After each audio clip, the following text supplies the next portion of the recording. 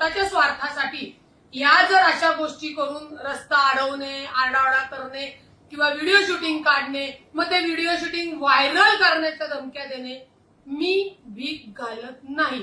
वेळ पडली असती मी त्या रिक्षा चालकाला तिथं 2 वाजवल्या असत्या, चोपही दिला असता. मी आजही ठाम आहे.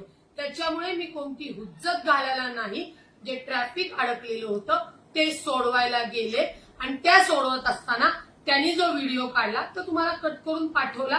परंतु माध्यमांना विनंती आहे की ते असे काही जे व्हिडिओ येतील, कारण का रेकॉर्डिंग एक काही लोकांचं चांगल्यासाठी वापरणं असलं तरी काही लोकांचे या गुन्हेगारी आणि पैसे वसुली करण्यासाठी, गुन्हेगारी प्रवृत्तीसाठी वापरतात. तर तपासून करावे. मी पुन्हा सांगते, ना मी स्वतः नो एंट्रीतनं गेले, ना मी त्या कुठल्या गोष्टीने त्याच्याशी जो काही वादिवाद त्याचा आवाज वाढला होता त्याला जशास तसं उत्तर देऊन तिथली ट्रॅफिक रिकामी करून दिली.